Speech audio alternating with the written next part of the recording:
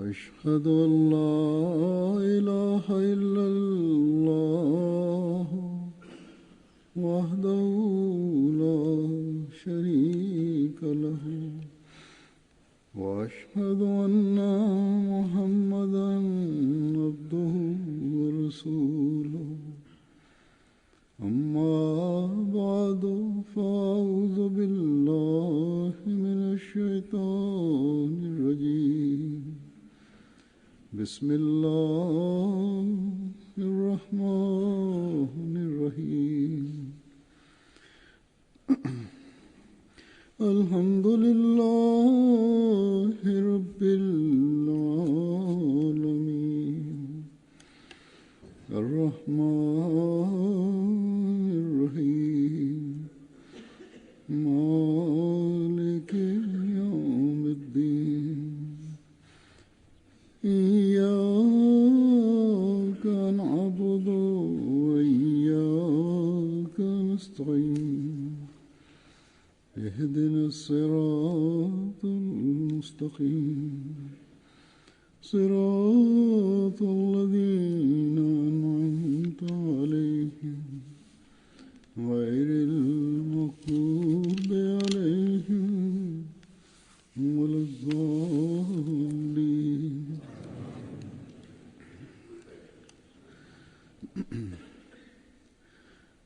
Hazrat Musleh Maud radıyallahu anhu shunday mazmunni bayon etib turar edilarki, inson uchun ikki narsaning pokizaligi nihoyatda muhimdir. Ulardan biri o'y fikr va ikkinchisi esa nafis his tuyg'ular, ya'ni solih amal his tuyg'ularidir. Insonning bu yaxshilik his tuyg'ulari qalbining jo'shqinligi natijasida paydo bo'ladi. Ya'ni doimiy yaxshi va pokiza his tuyg'ular qalbining butunlay pokizaligi natijasida paydo bo'ladi. Va o'y fikrning doimiy pokizaligi arabcha tanvir deb ataladi. Bu ongning pokligi natijasida hosil bo'ladi. Inson ichida shunday nur paydo bo'lishi kerakki, doimo to'g'ri o'y fikrlar paydo bo'lsin. Ana shu narsa tanvir deb ataladi. Tanvir degani harakat qilib turib pok o'y fikrlarini paydo qilish emas. Aks holda shunday malaka paydo bo'lishi kerakki, doimo to'g'ri o'y fikrlar paydo bo'lib tursin va hech ham noto'g'ri o'y fikrlar yuzaga chiqmasin. Va bu narsalar muttasil harakat qilish va Alloh taolaning fazl marhamati bilangina paydo bo'ladi. Nima bo'lsa ham shu haqda Hazrat Musleh Maud radhiyallohu anhu Hazrat Masih Maud alayhissalom orqali men o'zim u zot alayhissalomdan eshitganman deb bayon qiladilar. Ayrim hollarda u zot alayhissalomdan fiqhiy masala so'ralganda ko'pincha bu masalalar doimo bu bilan shug'ullangan kishilarning yodida bo'ladi. Shu sababdan ba'zan u zot alayhissalom Mavlaviy Nuruddin oldiga boringlar yoki Mavlaviy Abdul Karim sohib yoki Mavlaviy Sayyid Asin yoki boshqa biror olimning nomini aytib, uning oldiga borib, ulardan so'rab olinglar deb marhamat qilardilar. Va gohida biron bir masalada Alloh taolo tomonidan yuborilgan u zot alayhissalomning dunyoga rahnamolik qilishi zarur bo'lganida u masalani o'zlari aytib berar edilar. Biroq agarda masala yangi islohlarga tegishli bo'lmaganida u zot alayhissalom falonchi olimdan so'rab olinglar deb aytardilar. Va agarda u olim u zot alayhissalom davralarida o'tirgan bo'lsa, unda Masih Maud alayhissalom Mavlaviy sohib bu masala qanday deb so'rab olardilar. Ba'zan shunday ham bo'lardiki, u zot alayhissalom bu masalani falonchi olimdan so'rab olinglar deb aytib qo'yganlari bilan shu masala to'g'risida bizning fitratimizcha bu masala shunday bo'lishi kerak deb marhamat qilar edilar. So'ngra biz tajriba qilganmizki, biron bir masalani bilmasak ham, ammo unga tegishli qaysi ovoz bizning fitratimizdan ko'tarilsa, keyinchalik u masala xuddi shunday hadis va sunnatdan isbotlanadi deb aytardilar. Hazrat Muslih Maud roziyallohu anhu ana shu narsa tanvir deb ataladi deydilar. Ya'ni insonning ongida qaysi fikrlar tug'ilmasin, ularning to'g'ri bo'lishi tanvir deb ataladi. Sog'liq shunday bo'ladiki, inson men hozir sog'lomman deb aytadi. Va yana bir sog'liq shunday bo'ladiki, inson kelajakda ham shunday sog'lom bo'lsin. Demak, tanvir o'y fikrning shunday tuzilishi hisoblanadiki, uning natijasida kelajakda paydo bo'ladigan barcha o'y fikrlar to'g'ri bo'lsin. U zot roziyallohu anhu deydilarki, ruhoniy rivojlanish uchun o'y fikr tanviri lozimdir. Shuningdek, ruhoniy rivojlanish uchun taqvo va tahorat lozim bo'ladi. Va haqiqat shuki, tanvirning ma'nolari ongga nisbatan bo'lsa, xuddi shunday taqvoning ma'nosi qalbga tegishlidir. Odamlar ko'pincha yaxshilik va taqvoni bir narsa deb tushunishadi. Holbuki biz bajarib bo'lgan yoki bajarishni xohlagan ishimiz yaxshilikdir va inson ichida kelajakda paydo bo'ladigan solih his-tuyg'ular taqvo hisoblanadi. Demak, zikr qilinganidek, o'y fikr va kuzatishning aloqasi ong bilan bo'lishi tanvirdir va his-tuyg'ularning yaxshilik ustida doimo qoyim bo'lishi taqvodir. Qachondir biror kishiga o'y fikr tanviri va qalb taqvosi hosil bo'lib qolsa, unda u yomonlik hujumidan saqlanadi va yomonlik hujumidan saqlangan kishi Alloh taolaning fazl marhamati ostiga kelib qoladi. Hazrat Muslih Maud roziyallohu anhu zikr qilganidek, Hazrat Masih Maud alayhissalom oddiy muammolarda ayrim savol beruvchilarni jamoatning boshqa olimlariga yuborar edilar. Biroq ko'p savollar borki, ular sirtdan qaraganda juda ham oddiyga o'xshaydi. Bu borada u zot alayhissalom jamoat ulamolarini ham isloh qilar edilar. Masalan, safarlarda namozni qasr qilib o'qish masalasidir. Nimani safar deb tushunamiz va namozni qasr qilib o'qish buyrug'iga qanday amal qilamiz degan savolga javoban Hazrat Masih Maud alayhissalatu vassalam marhamat qildilar. Mening mazhabim shuki, inson ko'p qiyinchiliklarni o'ziga ortmasin. Odatda nimani safar deb aytsak, mayli u 2-3 mil bo'lsa ham, unda namozni qasr qilib safardagi masalalarga amal qilsin. Innamal a'malu binniyat. U zot alayhissalom deydilar, ba'zan biz do'stlarimiz bilan sayr qilayotib 2-3 milga borib qolamiz. Biroq biz safardamiz degan o'y fikr hech kimning ko'nglida paydo bo'lmaydi. Inson o'zining tugunini ko'tarib safar niyati bilan chiqqanda, ya'ni yukini olib chiqqanida u musofir hisoblanadi. U zot alayhissalom deydilar, shariat qiyinchilik va mashaqqatdan iborat emas. Odatda nimani safar deb tushunsangizlar, u safardir. Demak, bu yerda shu narsa oydinlashadiki, siz safar niyati bilan chiqqan safaringizgina safardir. O'tgan kunlarda men masjidni ochish uchun borgandim. G'oliban u Lester shahridagi masjidning ochilishi edi. U yerdan qaytishdan oldin xufton namozini to'liq o'qitdim. Ba'zi kishilarda nimaga namoz qasr qilinmadi degan savol tug'ildi. U vaqt mening yodimda Hazrat Masih Maud alayhissalomning ana shu farmoni bor edi. Tuguningizni ko'tarib safarga chiqqanlaringizdagina safardir. Zero bu shunday safar emas edi. Shu zahoti men qaytib ketishim kerak edi. Shuning uchun men qasr qilmadim. Yana innamal a'malu binniyatni ham o'z oldingizga qo'yinglar. Agar bu ko'z oldida bo'lsa, unda inson na ko'p qiyinchiliklarni o'ziga ortib oladi, na haddan oshiq qulayliklarni axtaradi. Balki maqsad muddaosi Alloh taolo va uning payg'ambari ahkomlariga amal qilish bo'ladi. Buni yanada izohlab Hazrat Masih Maud alayhissalom bir joyda marhamat qiladilar. Ha, o'z niyatlaringizni yaxshilab tekshirib olinglar. Shunday barcha masalalarda taqvoga ko'proq e'tibor berishingiz kerak. Agarda biron bir kishi kuniga o'z ishlari bilan safarga chiqsa, u safar hisoblanmaydi. aks holda o'ziga xos tayyorgarlik bilan va faqat u ish uchun uyni tashlab chiqqanda hamda odatda safar deb ataladigan safargina safardir. Qaranglar, biz kuniga sayr uchun 2-3 mil yo'l yursak, bu safar emas. Shunday fursatlarda qalbning xotirjamligini ko'rib olish kerak. Agarda u hech ikkilanmay bu safardir deb fatvo bersa, unda qasr qilinglar. Istafti qalbaka, ya'ni o'z qalbingizdan fatvo oling. Bunga amal qilish kerak. Yana u zot alayhissalom deydilar, minglab fatvolarning bo'lishiga qaramay, mo'minning yaxshi niyati bilan qalb xotirjamligi afzalroqdir.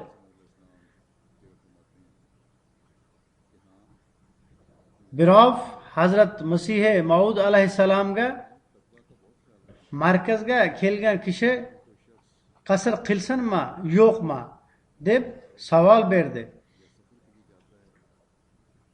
Biroq hozir ham ba'zi kishilar shunaqa savol berishadi.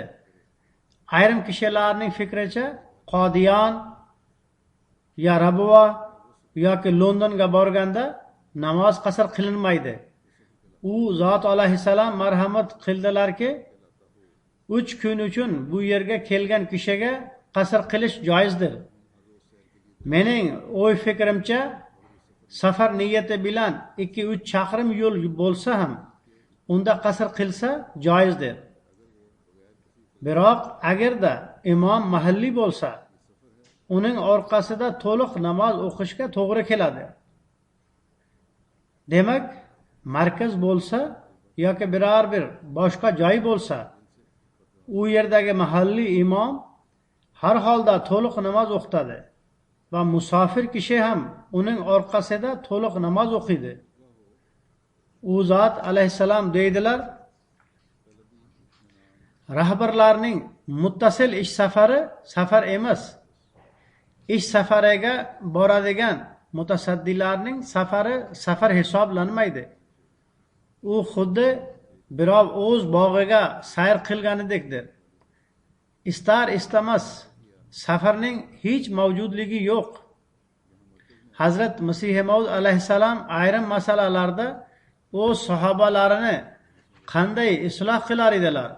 Shu haqda Qozi Amir Husayn sohib bayon qiladilarki, dastlab men oddiy vaziyatda safarda namozni qasr qilish joiz emas, balki jang holatida fitna fasod xofidan qasr qilish joizdir degan fikrda edim. Va shu masalada men birinchi xalifa bilan ko'p bahslashardim. Qozi sohib deydilar, Hazrat Masih Maud alayhissalomning Gurdaspurdagi sud mahkamasi bo'lgan kunlarda bir marta men u yerga bordim. Hazrat Masih Maud alayhissalom bilan birgalikda u yerda Mavlaviy sohib, ya'ni birinchi xalifa va Mavlaviy Abdul Karim sohib ham bor edilar. Biroq peshin namozi vaqti bo'lib qolganda Hazrat Masih Maud alayhissalom menga siz o'qiting deb marhamat qildilar. Ya'ni qozi sohibga aytdilar. Qozi sohib deydilar, men ko'nglimda mustahkam iroda qilib oldimki, bugun menga fursat topildi, men qasr qilmayman, aksincha to'liq o'qiyman. Shunda bu masala ham qandaydir yechimini topadi. Namoz o'qiganimdan keyin Hazrat Masih Maud alayhissalom o'zlari fatvoni aytib beradilar. Qozi sohib deydilar, men bu qarorga kelib turib, hali niyat uchun qo'l ko'targanimda, ya'ni Allohu akbarni aytish uchun men bugun qasr qilmayman deb niyat qilib qo'l ko'targanimda, Hazrat Masih Maud alayhissalom mening orqamda o'ng tomonda turgan edilar. U zot alayhissalom darrov bir qadamni oldiga qo'yib, mening yonimga kelib, qulog'imga og'izlarini yaqinlashtirib, qozi sohib, ikkita o'qitasizda deb marhamat qildilar. Shunda men, xo'p, huzur ikkita o'qitaman dedim. Qozi sohib deydilar, ana shu vaqtdan beri bu masala yechildi va men o'z xayolimni tark etdim. sahobalarning amallari shunday ediki, o'zlarining qarorlarini ochiq ko'ngillik bilan yo'qqa chiqarib qo'yardilar. Men bu yerda shuni ham aytib berayki, Hazrat Masih Maud alayhissalom har xil joylarda fiqhiy masalalarni bayon etganlar. U zot alayhissalom har bir masalani olimlarga yubormay, o'zlari ham bayon qilar edilar. Bu har xil joylar va davralardagi u zot alayhissalom bayon qilgan fiqhiy masalalarni Pokistondagi matbuot nazorati juda ham mehnat bilan ba'zi olimlar orqali to'plagan. Ular ichida Jamia Ahmadiyaning fiqhshunos professorlari va talabalari ham kiradi. Bu to'plam Fiqhul Masih nomi bilan chop etildi.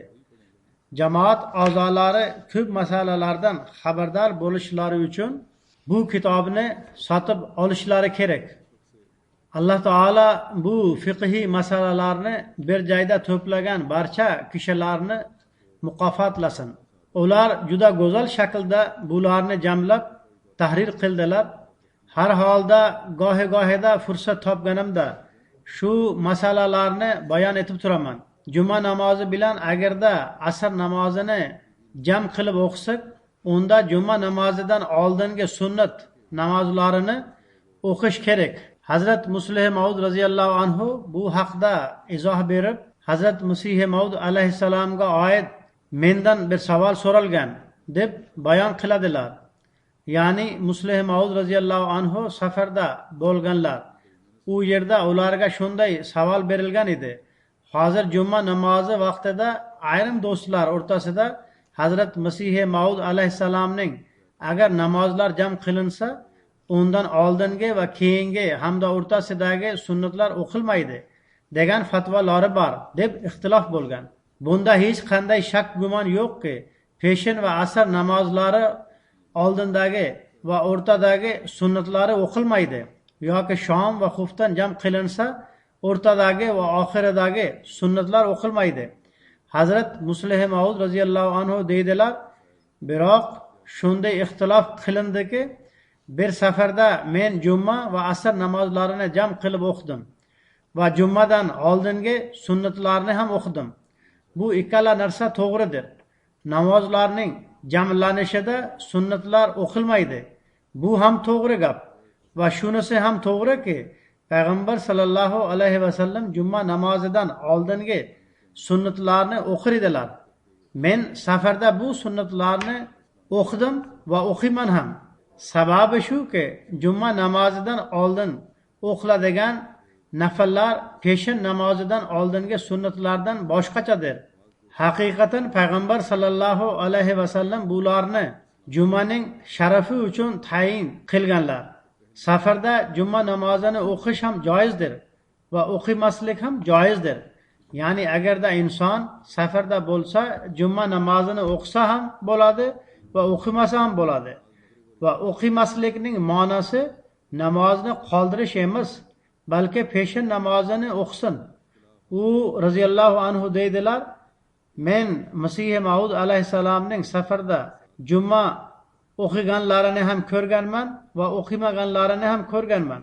Bir marta Hazrat Masih Maud alayhissalom bir sud mahkamasi bo'yicha Gurdaspurga tashrif buyurgan edilar.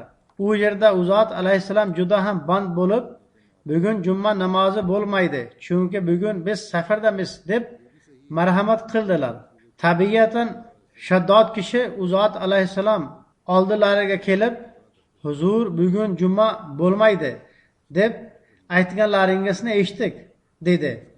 Birinchi xalifa hazratlari o'zi shu kunlarda Gurdaspurda edilar. Biroq u kuni biror bir ish bilan Qodiyanga ketgan edilar. U kishi shoyat Masih Maud alayhissalom Mavloviy sohibning shu yerda emasligini bilib, jumani o'qimaslikka marhamat qilganlar deb o'ylagan. Birinchi xalifa juma namozini o'qitar edilar. U kishi, huzur, men ham juma o'qitishni bilaman dedi. Hazrat Masih Maud alayhissalom, xo'sh, bilsangiz kerak, biroq biz safardamiz. Shu bois peshin namozini o'qiymiz deb marhamat qildilar. U kishi, huzur, men jumani chiroyli o'qita olaman va men ko'p marta o'qiganman ham dedi. Shunda Masih Maud alayhissalom u kishining juma namozini o'qitish xohish istagini ko'rib, mayli bugun juma namozi bo'lsin deb marhamat qildilar. Hazrat Muslih Maud roziyallohu anhu deydilar, men Hazrat Masih Maud alayhissalomning safar paytida juma o'qiganlarini va qoldirganlarini ham ko'rganman. Safarda juma namozi o'qiganda oldingi sunnatlarni o'qiyman va mening fikrimcha bularni o'qish kerak va umumiy fatvo ham shu. Zero ular oddiy sunnatlardan boshqachadir va jumaning hurmati uchun o'qiladi. Qisqasi, juma o'qilayotganda juma va asr namozlari qo'shib o'qilganda jumadan oldin o'qiladigan 2 rakat sunnat o'qilishi kerak. Inson hayotida shaxsiy xursandchilik, jamoatga oid xursandchilik va davlatga oid xursandchilik fursatlari ham keladi va ular izhor ham etiladi. Ammo ba'zi odamlar bunda o'ta haddan oshib ketadilar yoki o'ta radikallashib ketadilar. Yo xursandchilikni izhor etishda haddan oshib pul sarf qilinadi, yo din nomi bilan yoki boshqa bir nom bilan uni zohiriy izhor etish gunoh deb tushuniladi. Islom bu ikkala ko'rinishni rad etadi. Bu zamonda bizni islomiy ta'limga muvofiq o'rta miyona yo'llardan yurgizish uchun Hazrat Masih Maud alayhissalom kelganlar. Ular bizga har bir kichikdan kichik narsa to'g'risida ham rahnamolik qilganlar.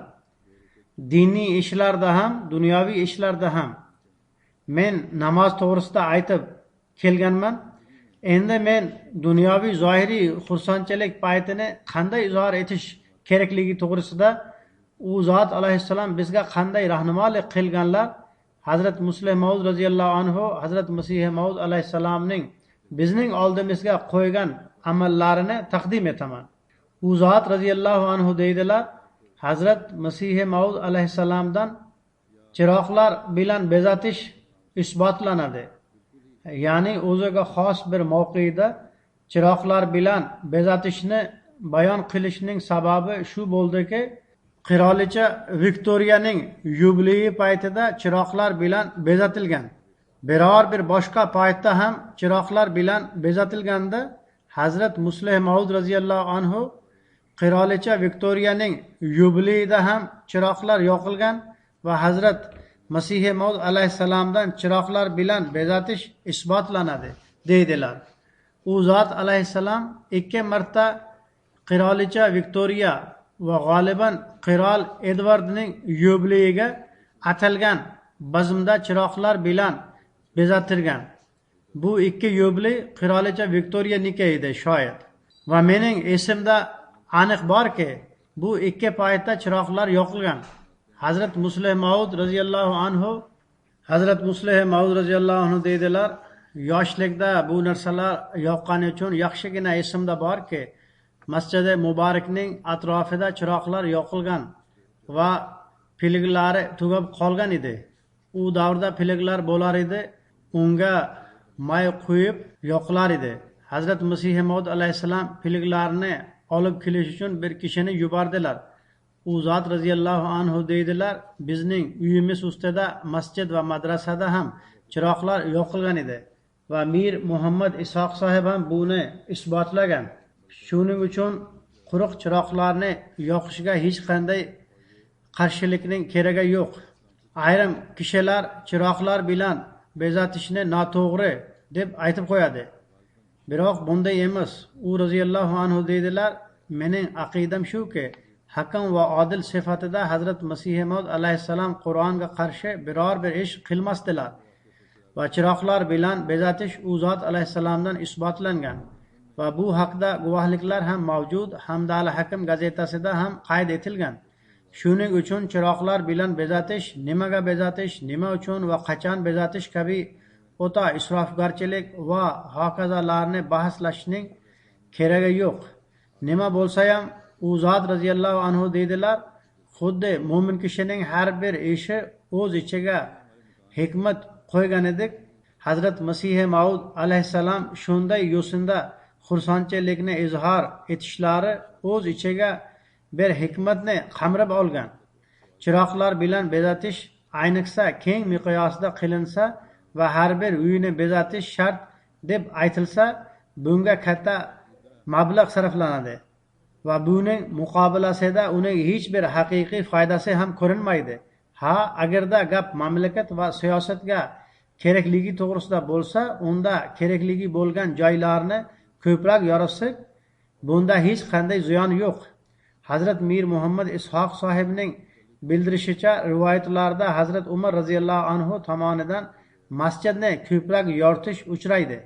U zot roziyallohu anhu deydilar, masjid ko'proq yorug'lik bo'lishi kerak bo'lgan joydir. Zero odamlar u yerda Qur'oni Karim yo boshqa diniy kitoblarni o'qishadi. Demak, agarda Hazrat Umar roziyallohu anhu masjidda ko'proq yoritishni uyushtirgan bo'lsalar, bunda ham hikmat bor edi. Biz ko'ramizki, islom xursandchiliklardan xalqqa ko'pdan ko'p foyda yetishi uchun shunday yo'sinda nishonlanadi. Masalan, hayit bo'lsa, unda qurbonlik qilish bilan kambag'allarga go'sht tarqatiladi. Idul Fitr bo'lsa, unda fitr sadaqasi bilan kambag'allarga yordam beriladi. Qisqasi, islomda qayerda xursandchilikni nishonlashga buyurilgan bo'lsa, uni nishonlaganda mamlakat va odam bolasiga ko'pdan ko'p foyda yetsin deb urg'u berilgan. Biroq chiroqlar bilan bezatishdan hech qanday foyda chiqmaydi. Hazrat Masih Maud alayhissalomning chiroqlar bilan bezatishni uyushtirishi bir siyosiy maslahatga binoan edi va xuddi shunday ba'zida u zot alayhissalom bizga mushaklarni olib berardilar, toki bolalar xursand bo'lsin.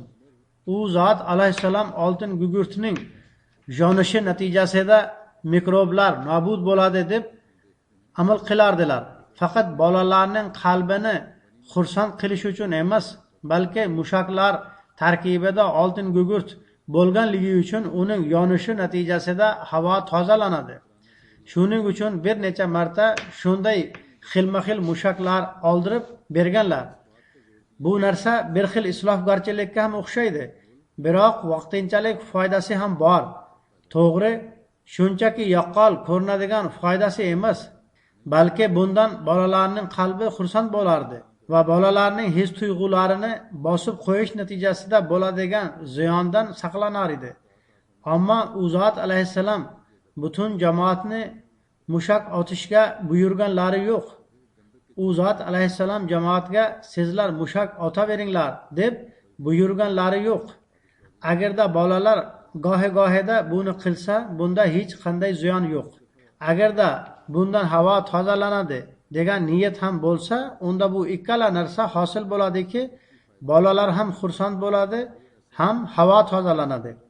Agarda bolalar biroz ko'ngilni yozsa, bunda hech qanday ziyon yo'q. Ularning his-tuyg'ularini hech ham bosib qo'ymaslik kerak.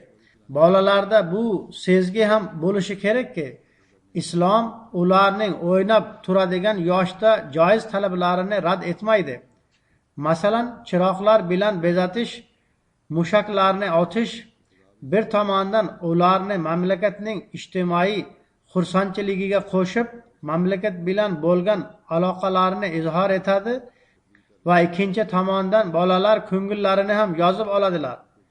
Qisqasi, har bir narsani e'tiborga olib turib, o'rta miyonalik bilan biron bir tantanani uyushtirsak, unda hech qanday ziyon yo'q. Biroq bolalarga islomiy ta'lim doirasida va mamlakatdagi qonun doirasida bo'lib turib, bu barcha narsalarni qilamiz va qilishimiz kerak deb oydinlashtirib qo'yishimiz zarur.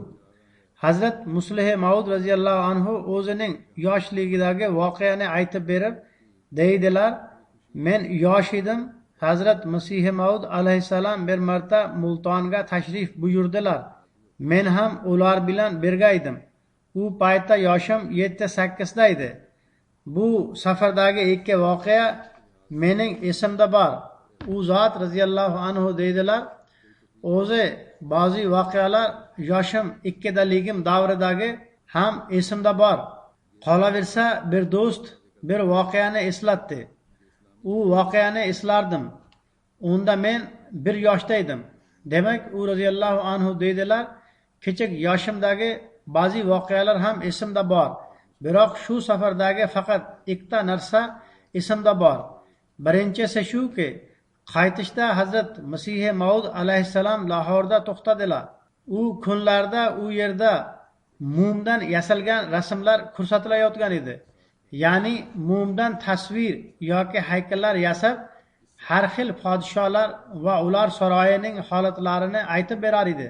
English Warehouse u kunlarda Mumbay uy deb atalardi.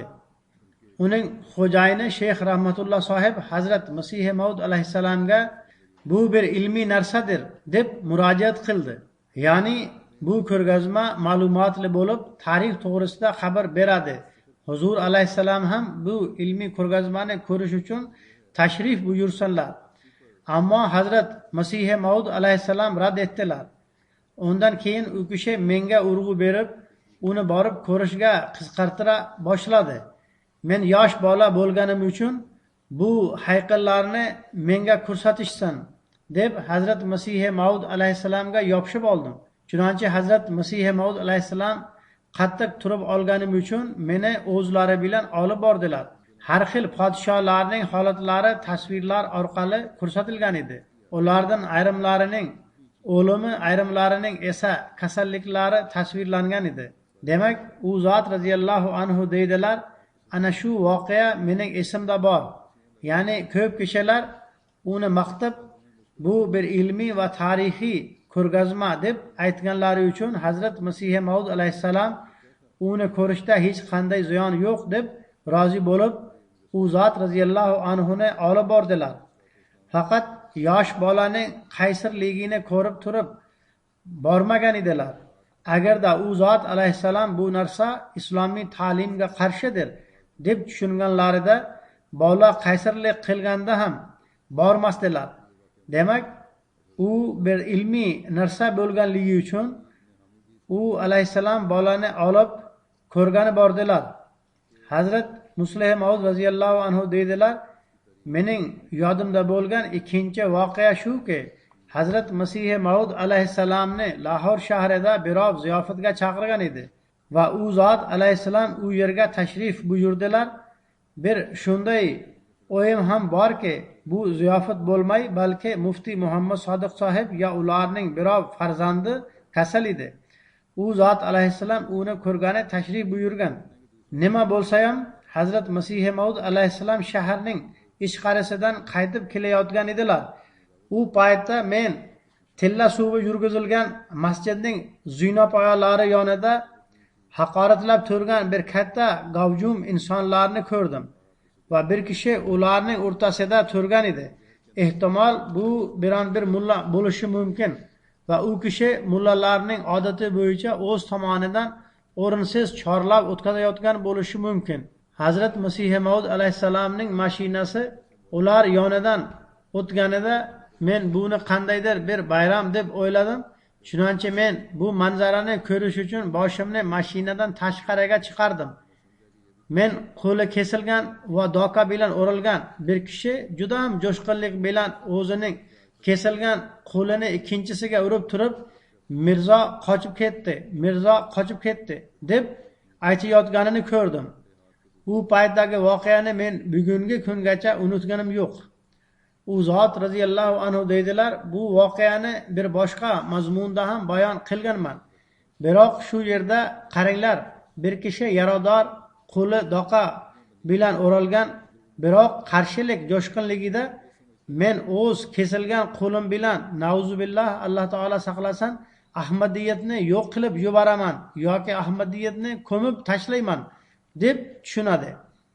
Bular qandoq qalblarida dahshatli dushmanlik mavjud bo'lgan odamlar va qanday qilib ular odamlar Qodiyanga kelmasanlar va Hazrat Masihi Maud alayhissalom zamonlarida Qodiyanga borish niyati bilan Batola shahrigacha kelgan, biroq ularni batolalik Mavlaviy Muhammad Husayn sohib tomonidan qaytarib yuborilgan bir necha kishilar Ahmadiylar orasida mavjuddir.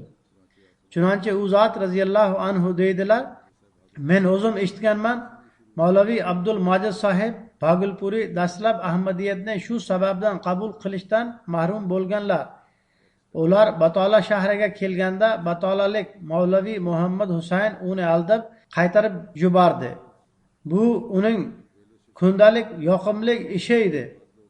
U kishi har kuni poyezd stansiyasiga yetib borardi va Qodiyanga borish niyati bilan kelgan kishilarga u yerga borib nima qilasizlar? U yerga borsangiz iymoningiz yo'qolib ketadi deb aytardi.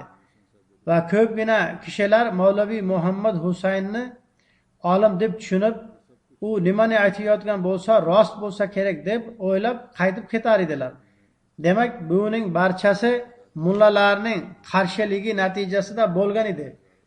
Ular xalqni shu darajada qo'zg'atib qo'ygan ediki, qo'li kesilgan kishi ham naralarni tortib turgan edi. Hazrat Masih Maud alayhissalomga mullalarning qilgan qarshiliklari o'zlarining jaholat va shaxsiy manfaatlari natijasida edi. Biroq bular odamlarni din nomi bilan qo'zg'atib, o'z maqsad muddaolarini amalga oshirib turgan edilar. Halbuki Hazrat Masih Maud alayhissalom bugungi kungacha olimlar qarshilik sababchisi qilib olgan, odamlarni qo'zg'atgan va qo'zg'atayotgan masalalarni qoyim qilish uchun, ya'ni islomning haqiqiy ta'limini o'rgatish va payg'ambar sallallohu alayhi vasallamning xotaman nabiyyin maqomini qoyim qilish uchungina kelgan edilar. U zot alayhissalom payg'ambar sallallohu alayhi vasallamning chin oshig'i va chin quli bo'lgan edilar. U zot alayhissalom dunyoga endi oxirgi payg'ambar va xotamul anbiya Hazrat Muhammad Mustafa sallallohu alayhi vasallam orqaligina dunyo najot topadi deb bildirgani kelgan edilar. Biroq bu o'zlarini olim deb o'ylagan kishilarning baxtsizligidirki, payg'ambar sallallohu alayhi vasallamning oshig'i bilan bog'lanishning o'rniga bu xatmi nubuvatni inkor etadi yoki martaba jihatdan o'zini payg'ambar sallallohu alayhi vasallamdan ustunroq tushunadi. Nauzubillah min zolik deb unga ayblovlar qo'ymoqdalar. Halbuki Hazrat Masih Maud alayhissalomning amali va ta'limining bunaqa gaplar bilan hech qanday aloqasi yo'q. U zot alayhissalom har bir din ahliga endi faqat islomni qabul qilish va payg'ambar sallallohu alayhi vasallamning qulligidagina najot bordir deb chaqirganlar.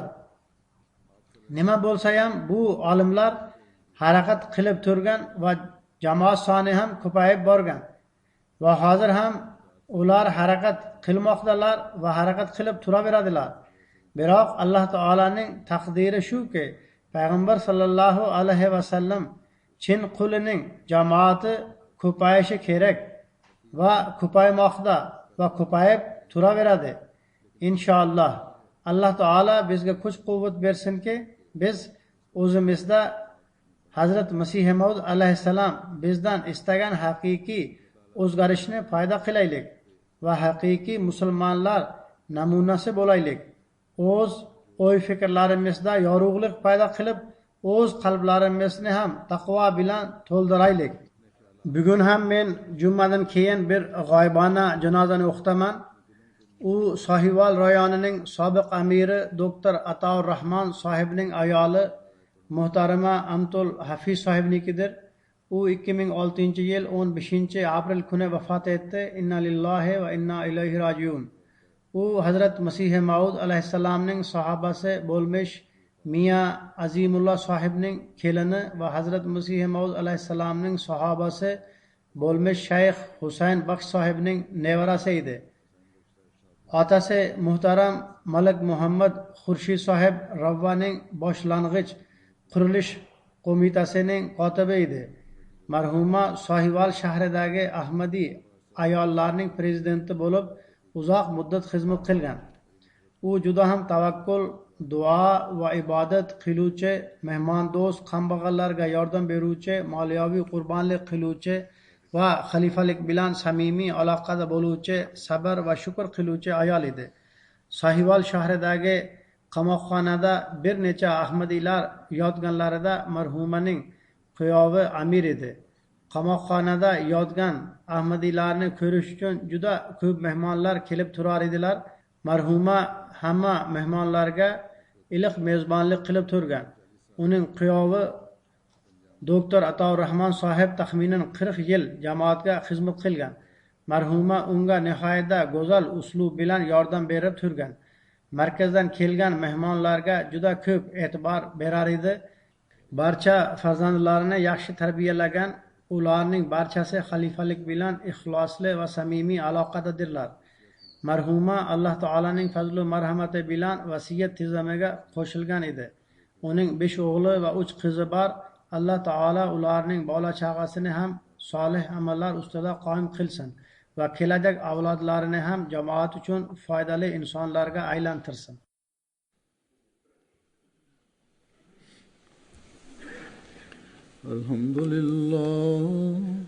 Alhamdulillah nahmaduhu wa nasta'inuhu wa nastaghfiruhu wa nu'minu bihi wa natawakkalu alayhi wa na'udzu billahi min shururi anfusina wa min sayyiati a'malina. من يهده الله فلا مضل له ومن يضلل فلا هادي له ونشهد أن لا إله إلا الله ونشهد أن محمدا عبده ورسوله. عباد الله رحمكم الله إن الله يأمر بالعدل والإحسان وإيتاء ذي القربى وينهى عن الفحشاء والمنكر والبغي يعظكم لعلكم تذكرون. اذكروا الله يذكركم وادعوه يستجب لكم ولذكر الله أكبر.